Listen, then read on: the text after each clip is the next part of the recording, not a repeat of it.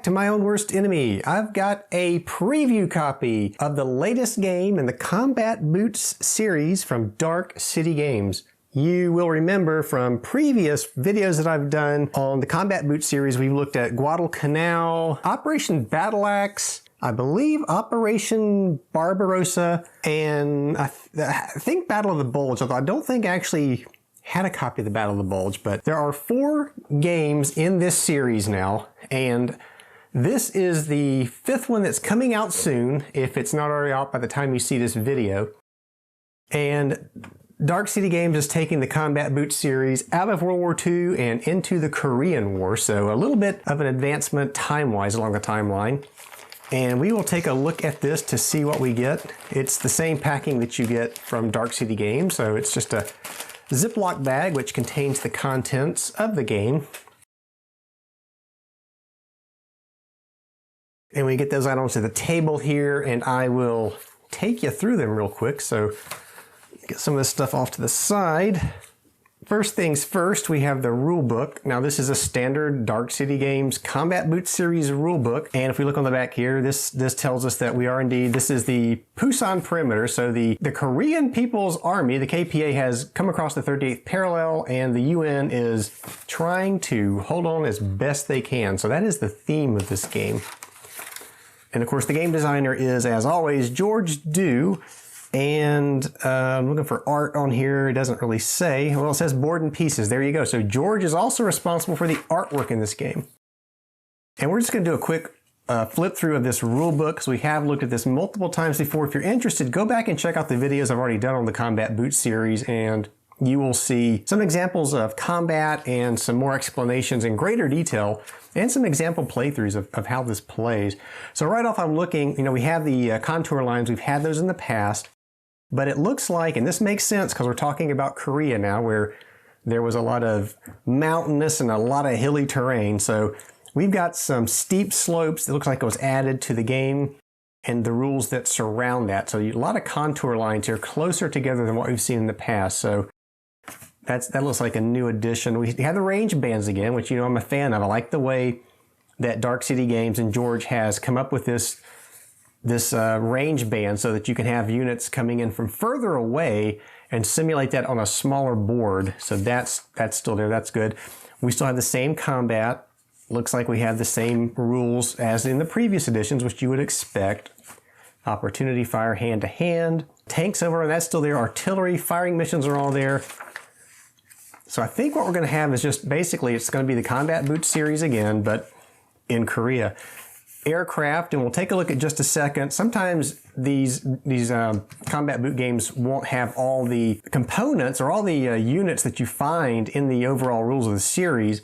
So we'll take a look at the counters when we get there to see if there are aircraft. I suspect there probably are, this being this being Korea. You're probably going to have some aircraft involved in this war. I don't know about the Pusan perimeter battle, but I would say probably so. I don't know why there wouldn't be.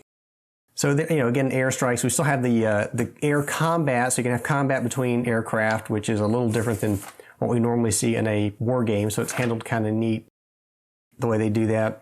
And then, of course, your head-on attack, your firing. Solitaire still is, not really involved, other than a scenario will tell you that, here's the tactics that the enemy should probably be using that you're playing against, and it's very basic. Just advance or engage or overrun, defend or hold. Just gives you an idea of how you should be playing the other side if you do intend to play a solitaire game kind of against an opponent. And like I've said in the past, when I play these, I'm just going to play both sides to the best of their ability, and I kind of have a narrative in my mind of how I want to see things go. So that's not as critical to me as it might be to some of you. And then we get right into the scenarios. So there are this is an introductory scenario, it says. So there's 1, 2, 3, 4, 5, 6 scenarios. And of course, these all involve the Korean People's Army and the UN. I'm pretty sure. Well, this one says U.S. 24th Infantry Division, but it's listed as UN forces, so it is the KPA versus the UN in all of these. So 6 scenarios, including that introductory scenario. You do have a glossary here, as we normally do, to explain some of the terms used in the game. And again, designer's notes. Not as intensive as we've seen in the past, but still, we always like to see designer's notes in these games. And I notice it says over here, why no trees?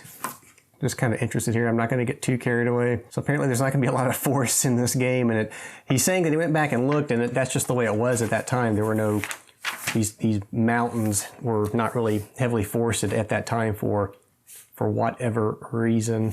All right, so let's take a look at the counters next. And it's the standard counters that we received with the other Combat Boots game. These are cardstock. They are thin, but they're really sturdy. And if you've watched the videos I've done in the past, they do cut nicely, and you can even clip them. They're sturdy enough that you could round those corners if you wanted to. So there's the KPA at the top. Don't see any aircraft for the KPA, but we do see, if we look at the UN forces, there's some aircraft down here. So it looks like it's going to be UN aircraft only and none for the KPA. So that's interesting. So let's grab now a map sheet, and there are 2 of these map boards, I guess they're called. So here's the first one. And yeah, look at that. So this is a huge mountain here. You can see it looks like there's some beach, huge mountain, perhaps some fortifications, and those contour lines are a lot heavier than what we normally see. Actually, I was wrong. It looks like there are 3 battle boards. Well, that's kind of cool. That gives us more to play with here. See if I can get all of these on the camera so we can take a look at them. And obviously we are, all 3 of these have those heavy mountain ranges that we saw, those contour lines. Fortifications and defenses, looks like there's maybe a river here. This looks like some city stuff. So you have roads, you have urban combat perhaps, and again, another huge mountain. And that, the elevation change there is really dramatic than what we've seen in the past. So that is it. I just wanted to do, this is a preview copy, so this should be coming out soon.